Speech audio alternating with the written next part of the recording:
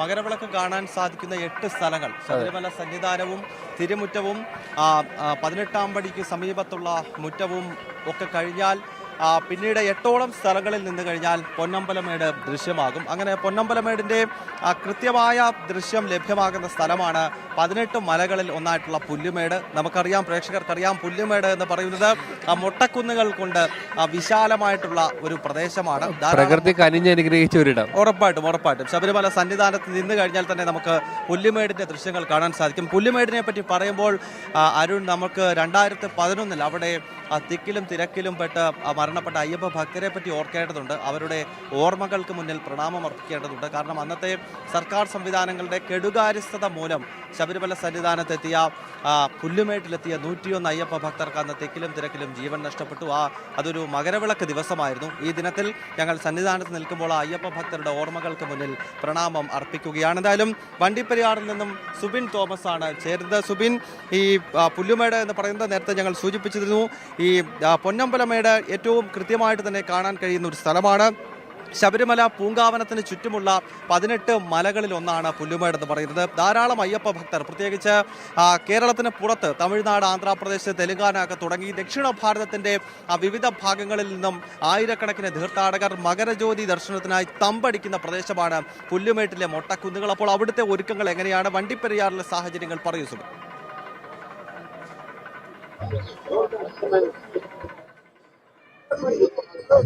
തീർച്ചയായും ഈ പുല്ലുമേട്ടിലേക്കും എത്തുന്നത്, മകരജ്യോതി ദർശനത്തിനായി എത്തുന്നതിന് നിരവധി അയ്യപ്പ ഭക്തർ കേരളത്തിൽ നിന്നും അതുപോലെ തന്നെ തമിഴ്നാടിന്റെ വിവിധ പ്രദേശങ്ങളിൽ നിലവിൽ ഇപ്പോൾ ഒഴുകിയെത്തുന്ന ഒരു സാഹചര്യമാണുള്ളത്. വണ്ടിപ്പെരിയാർ അതുപോലെ തന്നെ കുമ്മളി ഉൾപ്പെടെയുള്ള മേഖലകൾ നിലവിൽ ഇപ്പോൾ ഈ പുല്ലുമേട്ടിലേക്ക് മകരജ്യോതി ദർശനത്തിന് പോകുന്നതിനായുള്ള അയ്യപ്പ ഭക്തരാൽ നിറഞ്ഞിരിക്കുകയാണ്. ഞാനിപ്പോൾ ഉള്ളത് വണ്ടിപ്പെരിയാറിന് സമീപം വാളാടിയിലുള്ള പാർക്കിങ്ങിലാണ്. ഇവിടെ നമുക്ക് ദൃശ്യങ്ങളിൽ കാണാം, അയ്യപ്പ ഭക്തരുടെ ഒരു നീണ്ട നിര ഇവിടെ രൂപപ്പെട്ടിട്ടുണ്ട്. ഈ നിൽക്കുന്ന ആളുകളെല്ലാം തന്നെ പുല്ലുമേട്ടിലേക്ക് പോയി മകരജ്യോതി ദർശനം അല്ലെങ്കിൽ മകരജ്യോതി ദർശനം കാണുന്നതിന് വേണ്ടി കാത്തു നിൽക്കുന്ന ആളുകളാണ്.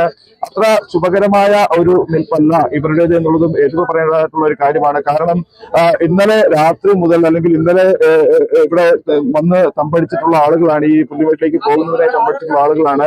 ഇത്രയും സമയത്തിനിടയ്ക്ക് ഈ KSRTC ബസ് ഒരു സർവീസ് മാത്രമാണ് ഇവിടുന്ന് നടത്തിയിട്ടുള്ളത്. അതുകൊണ്ടാണ് ഇത്തരത്തിലൊരു നീണ്ട ഒരു ക്യൂ തന്നെ ഇവിടെ രൂപപ്പെട്ടിട്ടുള്ളത്. രാവിലെ 7 മണി മുതൽ 12 മണി വരെ ഈ പുല്ലുമേട്ടിലേക്ക് അയ്യപ്പ ഭക്തരെ കടത്തിവിടുമെന്നുള്ളതാണ് ജില്ലാ ഭരണകൂടം അറിയിച്ചിട്ടുള്ളത്. നിലവിൽ ഇപ്പോൾ ഇങ്ങനെ ഈ ഒരു അയ്യപ്പ ഭക്തരുടെ വലിയ നീണ്ട നിര തുടരുന്നു എന്നുള്ളതുകൊണ്ട് തന്നെ അത് ഈ ഭക്തർക്ക് വലിയ രീതിയിലുള്ള ബുദ്ധിമുട്ട് ഉണ്ടാക്കുന്നുണ്ട്. കുട്ടികൾ ഉൾപ്പെടെയുള്ള ആളുകളാണ് ഇവിടെ തുടരുന്നത്. ഇത്തരത്തിൽ മണിക്കൂറുകളായി ഇവിടെ ഈ ഒരു ക്യൂവിൽ നിൽക്കുന്നത്. നമുക്ക് ഇവിടുന്ന് തമിഴ്നാട്ടിൽ നിന്നെത്തിയ അയ്യപ്പ ഭക്തർ നമ്മളോടൊപ്പം ചേരുന്നത്. നിലവിൽ ഇവിടുത്തെ ഒരു അവസ്ഥ மதுரையில இருந்து வந்திருக்கோம். 2 மணி நேரமா வெயிட் பண்றோம் சார். பஸ் ஒரே ஒரு பஸ் தான் இருக்கு. அந்த பஸ்ஸும் போயிட்டு இங்க திருப்பி ரிட்டர்ன் வந்தாதான் அடுத்து ஆளை ஏத்த முடியும்னு சொல்றாங்க. பஸ் சர்வீஸ் ரொம்ப கம்மி. போலீஸ் நல்லா ஒர்க் பண்றாங்க, பட் பஸ் மட்டும் கம்மியா இருக்கு சார். பஸ் சர்வீஸ் இன்னும் கூடுதலா விட்டுருக்கலாம். ஏன்னா எவ்வளவு பேர் வெயிட் பண்ணிட்டு இருக்காங்க பாருங்க. 2 மணி நேரமா லைன்ல நிக்கிறோம்.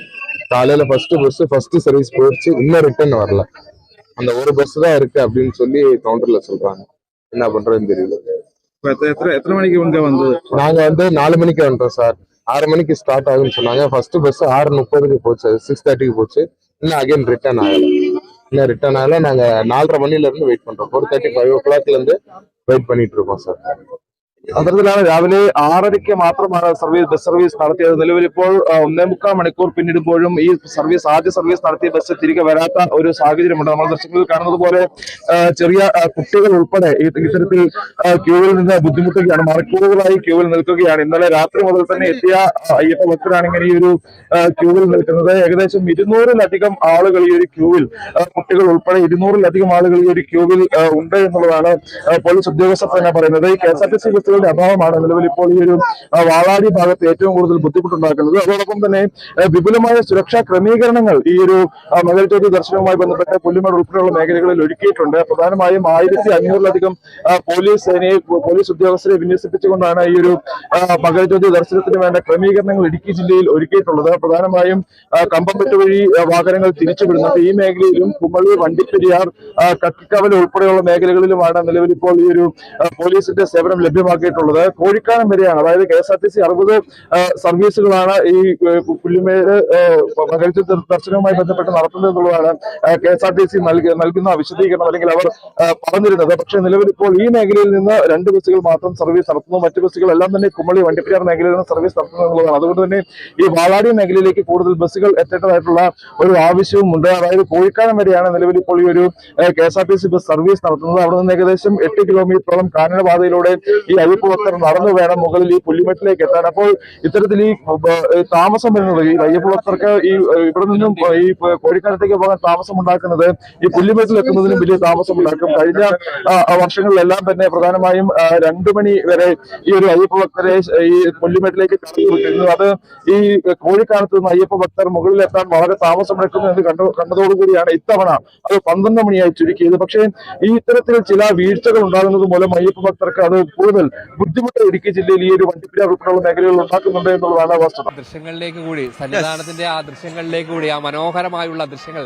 എങ്ങനെയൊക്കെ അലങ്കരിക്കാൻ കഴിയുമോ അങ്ങനെയൊക്കെ ഭംഗിയാക്കി ഭഗവാന്റെ ആ സന്നിധാനം ഇന്ന് എത്ര മനോഹരമാക്കി ഒരുക്കാൻ പറ്റുമോ അത്ര മനോഹരമാക്കി ഒരുക്കുന്ന ഒരു തയ്യാറെടുപ്പിൽ തന്നെയാണ് ഇവിടെ ഭക്തജനങ്ങളൊക്കെ തന്നെയും ഉള്ളത്. കാരണം ഏറ്റവും പ്രധാനപ്പെട്ട ആ ഒരു ദിവസത്തിൽ ഭഗവാന്റെ ക്ഷേത്ര സന്നിധി ഒന്നാകെ ഒരുക്കി ഏറ്റവും മനോഹരമായ, ഏറ്റവും ഹൃദ്യമായ കാഴ്ചകൾ ഒരുക്കുന്ന രീതിയിലുള്ള ഒരു തയ്യാറെടുപ്പിൽ തന്നെയാണ് ഭക്തസഹസ്രങ്ങളൊക്കെ തന്നെയും ഇവിടെയുള്ളത്.